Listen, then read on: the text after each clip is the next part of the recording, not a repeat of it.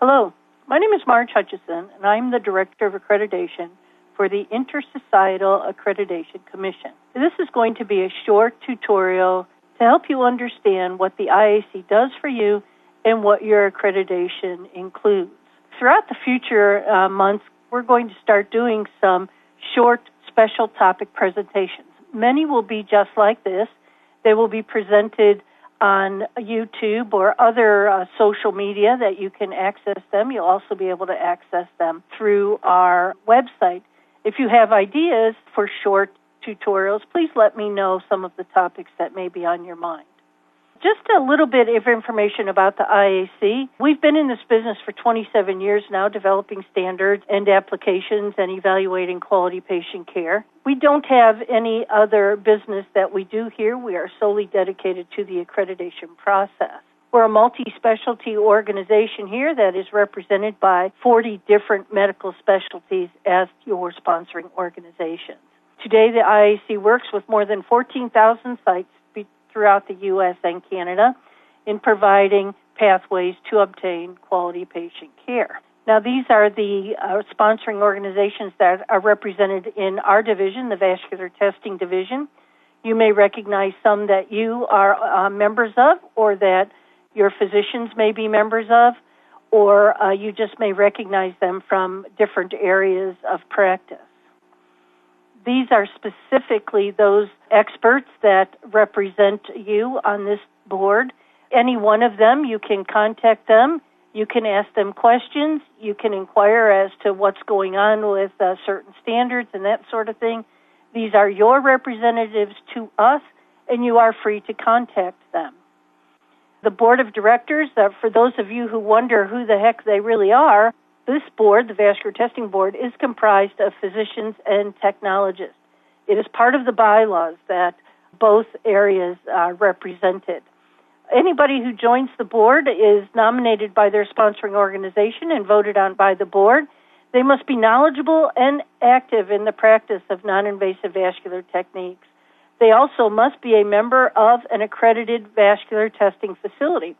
So the people who write the standards for you are people who are practicing currently in accredited laboratories all across the country. So when they write standards, they know exactly what they're talking about, as they are experts in the field. Now, when we write the standards, we give you the rule book and the answer key. It's all in one document. If you follow the standards according to the way they are written, you will have the answers and you will become easily granted. We only evaluate you based on the standards. So we kind of tell you exactly what to do, and if you do it, you should be in good shape. Now, if the board of directors does develop some standards that are changes to the current standards, you may have 60 days, a public comment period, to tell us what you think of those standard changes. You are notified by email. You can write in your comments. Your comments are all reviewed and sent to the board of directors for review. So don't feel as though you don't have a say in those standards. You definitely do, and you have sponsoring organizations and board members who directly represent you. Now, the IAC provides some things as part of your accreditation process. We give you CME Resources. We list them on our website. Any ongoing or upcoming classes or programs or meetings that are coming up can be found on our website. If you are having CME meetings and you'd like us to put them on our website, please let me know, and after a few questions asked, we'll be happy to post it on our website. We give you free live webinars much like this. They're basically two different types. The first type is to help you through the accreditation process, and the second type is what we call special topics, things that have been brought to our attention that we feel facilities will need some advanced education. And then we bring in a specialized speaker, someone who's knowledgeable in that area, and we present that 1-hour webinar to you. Now, if you are busy and you cannot make that lunchtime webinar, they are always online, on-demand webcasts, they're called. You go to our website. You can view any one of them at your leisure, any time, day or night that you feel comfortable. The only disadvantage is if you view it online, after the live webinar, you do not get the CME, but nonetheless, the information is there for you. We also have a very user-friendly website that is frequently updated and reorganized according to the needs of our customers and the issues that they stress to us. We try to put as many sample documents as we can on the website to allow you to use them and utilize them to create your own. We also have very helpful checklists so that as you go through the process, you can follow along in the way that we suggest, or there is a second checklist there that just has required documentation. Now, for the vascular testing division, this has been a welcome change to the process, and it's called Quick Fill Reaccreditation. This means if you have previously filled out an application, all of the information gets transferred over to your new application.